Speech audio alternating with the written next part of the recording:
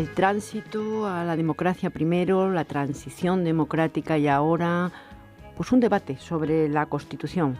¿La Constitución se debe reformar? Si es así, ¿en qué sentido? Opiniones hay para todos los gustos, también entre los politólogos, entre la clase política, y veremos también en este debate si está en la ciudadanía ese debate. Y lo vamos a hacer con Ramón Cotarelo, catedrático de Ciencia Política de la UNED. Bienvenido. Hola, muy buenas. También con nosotros el catedrático de Ciencia Política Andrés de Blas, de nuestra universidad. Bienvenido. ¿Qué tal? Encantado.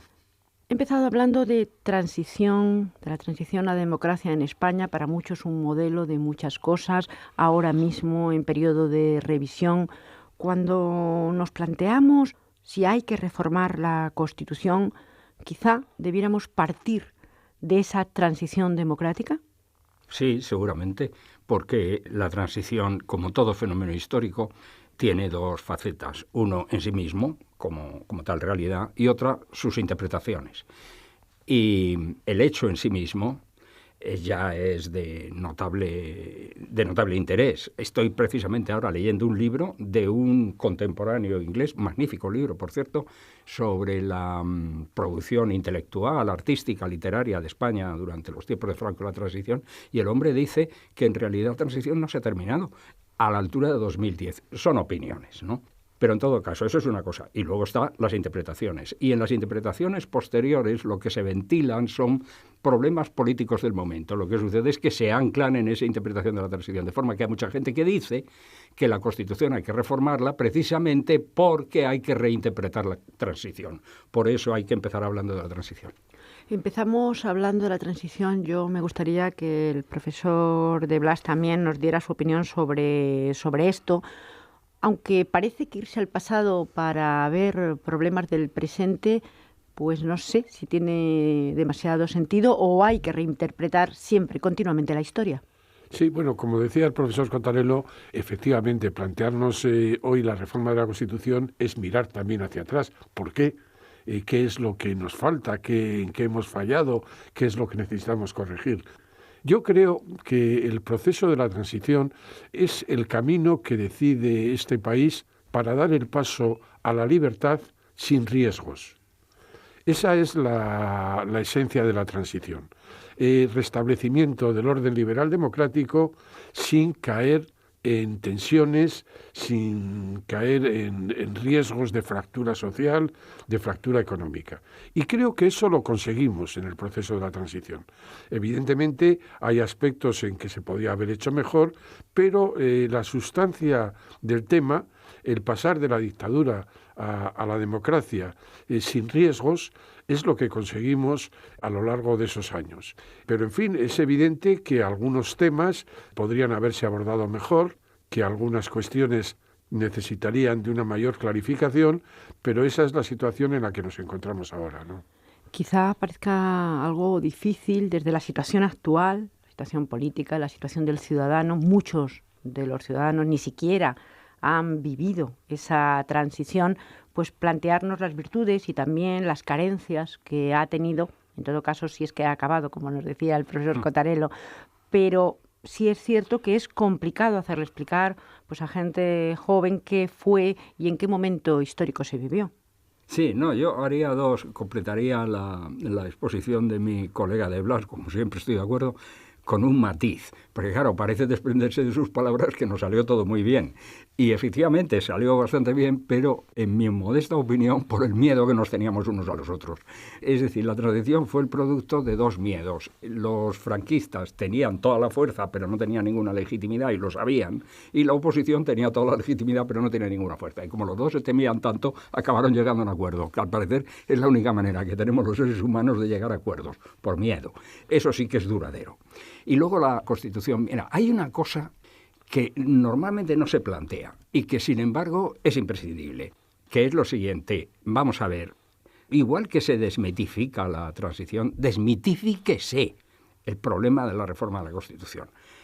Nos pasamos haciendo una Constitución excesivamente rígida y por eso tenemos problemas ahora. Pero bueno, vamos a ver, reformar la Constitución. Los alemanes, que es un pueblo y una civilización muy conservadora, La Constitución vigente, que data de 1949, la han reformado más de 60 veces y no pasa nada. O sea que, en primer lugar, vamos a desmitificar eso. Claro, que como tenemos una Constitución tan rígida, pues cada vez que se plantea esta cuestión, pues hay que echarse manos a la cabeza y decir, hombre, es que hay que reformar la Constitución. Acostumbrémonos a la idea de que una Constitución que no se puede reformar acaba por no servir. La Constitución, pues supongo que igual que cualquier ley, se puede reformar. Quizá la clave esté en eso que nos ha dicho al principio, y eso me gustaría también que nos lo comentara el profesor de Blas, en el miedo.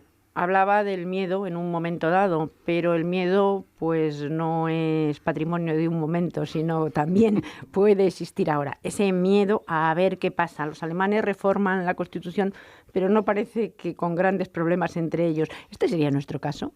Sí, yo creo que efectivamente la reforma de la Constitución nos da miedo. Y creo que es un miedo razonable. Es un miedo razonable porque hay grandes cuestiones que conviene asentar en el país. España ha tenido una historia constitucional complicada. Desde la Constitución de 1812 tenemos una larga serie de textos constitucionales. El Estatuto Real de 1834, la Constitución de 1837, la Constitución de 1845, la Constitución de 1868, la Constitución de 1876, la Constitución de 1931. Son muchos textos. Entonces, cuando se habla de reforma de la Constitución, lo que hay que acotar es el calado de esa reforma.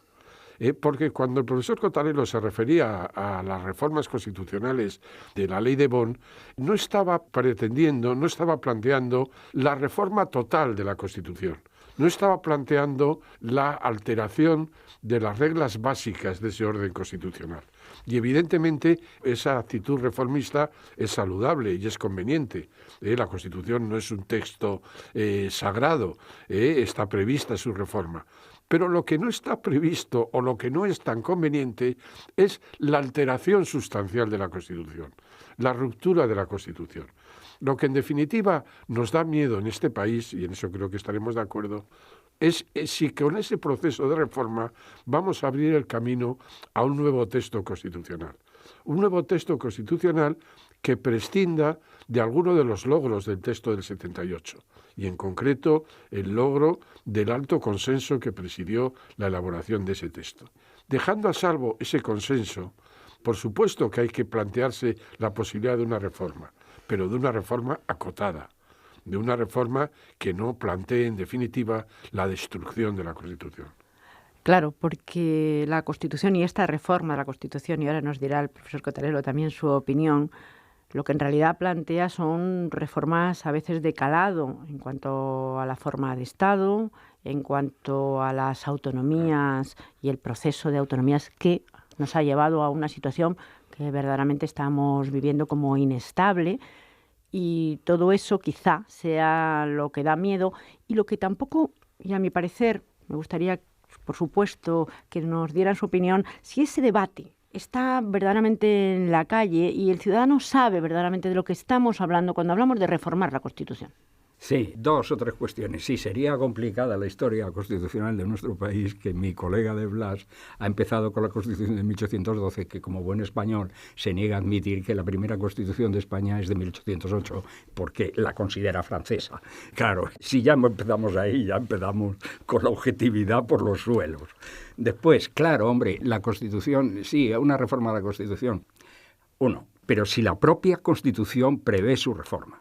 Dos, no solamente prevé su reforma, sino que distingue entre una reforma, digamos, accidental y una sustancial, exigiendo mayorías distintas y condiciones distintas para una y para la otra. Y tres, prevé incluso lo que el profesor de Blas le da tanto miedo, que es la sustitución de la Constitución entera y verdadera, porque está previsto una revisión total de la Constitución. Lo dice la propia Constitución. Una revisión total de la Constitución, buenas gentes, es otra Constitución. Es decir, eso lo admite la propia Constitución. La cuestión es, ¿nos da miedo porque tememos?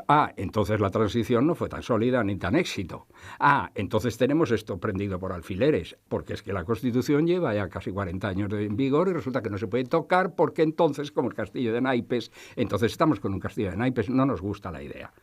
¿Eso está en la calle o no está en la calle? Pues sí, claro que está en la calle. Está en la calle en los aspectos, digamos, más circunstanciales. Hay uno que a mí me llama mucho la atención, que se reitera mucho, sobre todo en esas protestas de la gente, que ahora estamos en tiempos de protestas. Yo no voté esta Constitución, que lo dice mucha gente, dice, no sé cuántos % de la población no votó la Constitución, pretendiendo derivar de eso una justificación para pedir su reforma. Claro, naturalmente, pero eso es una cosa un poco salvaje, porque es que yo tampoco voté la ley de aguas y sin embargo no se me ocurre decir que hay que reformarla, Código Penal, pero me someto, o sea, hay que ser un poco realistas. Salvado eso, ¿qué sucede? Que la reforma de la Constitución está siempre subyacente en todos los debates políticos. Hay un debate político sobre las autonomías, en el fondo no lo va a resolver usted si no toca la Constitución. Insisto, la Constitución lo prevé todo. Reformas livianas, reformas profundas, reforma total, pues que no haya miedo. Hombre, lo que sucede, Ramón, es que adentrarse en el terreno de la ingeniería constitucional es un terreno siempre complicado, como tú sabes muy bien. Es probable que a nosotros, como profesores de ciencia política, hombre, nos pueda hasta interesar. Es probable que algún despistado pueda estar interesado en nuestra opinión y hasta nos pida un dictamen al respecto. Pero reconoce que la ingeniería constitucional es siempre un camino difícil. Sobre todo porque hay alternativas a esa ingeniería constitucional. Hay alternativas que se pueden explorar con menos coste. En concreto, por ejemplo, tú has insinuado el tema del autonómico.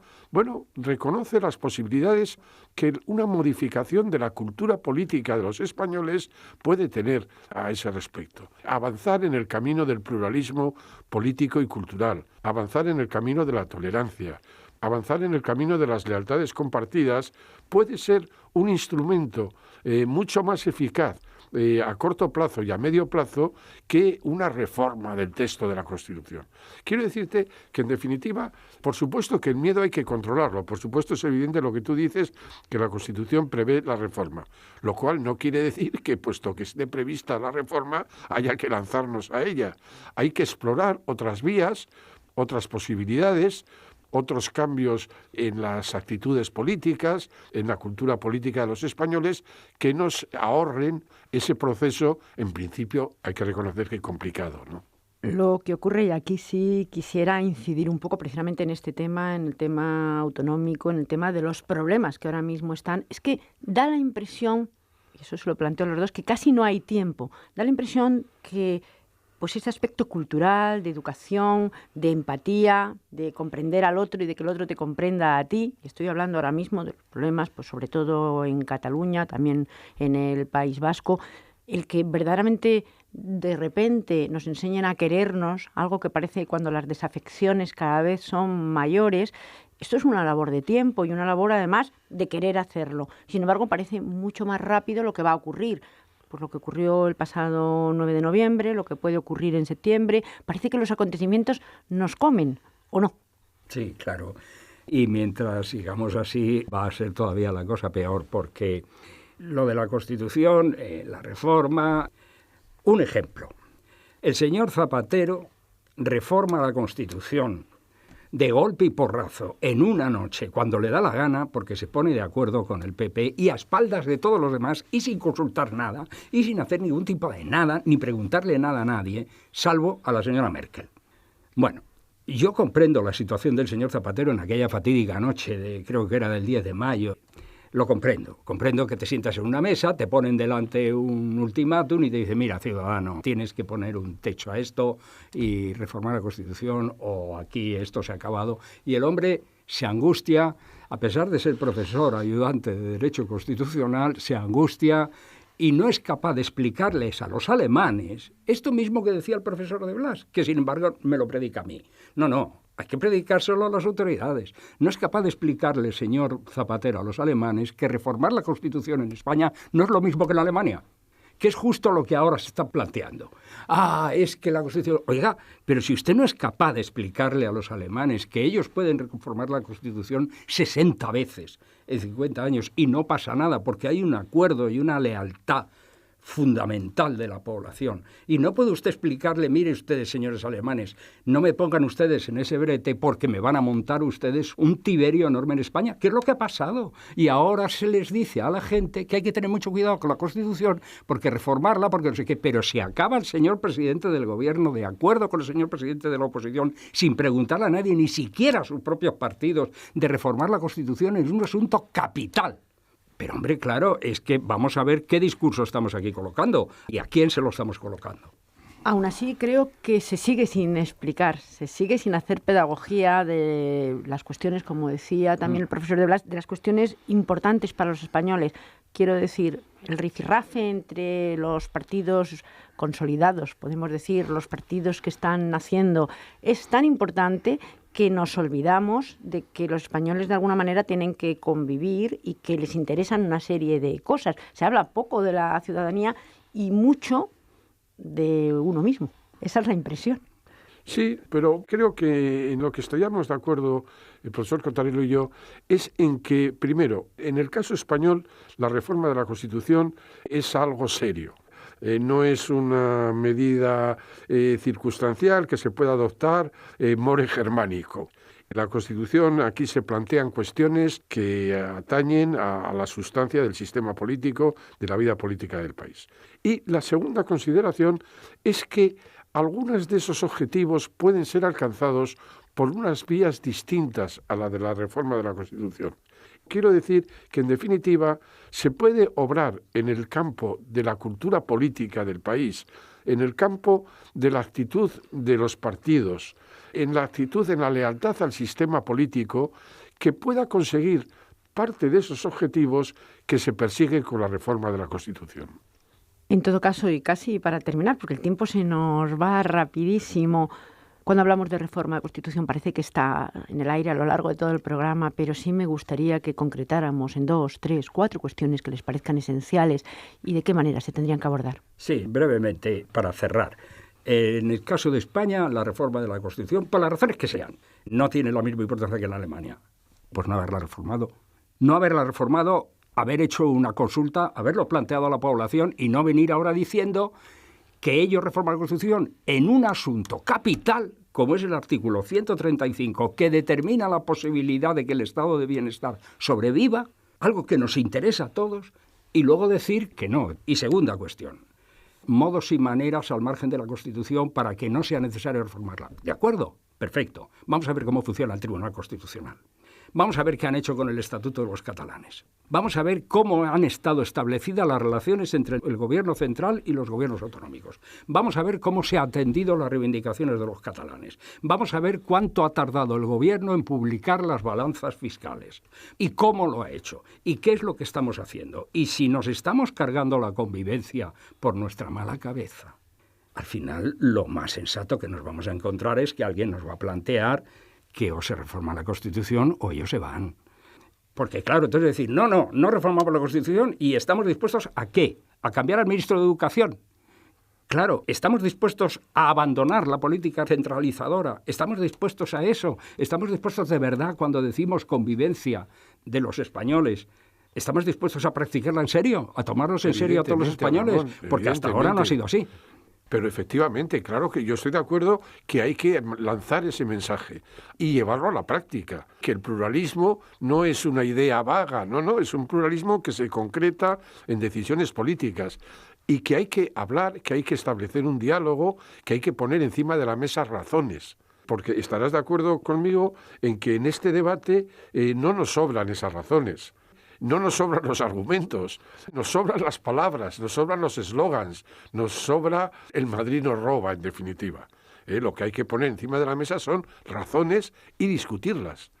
Pues desde luego este debate continúa y es un debate interesantísimo. Yo les invito a continuar cuando ustedes quieran y de la manera que quieran. Muchísimas gracias. Muchas gracias a ustedes.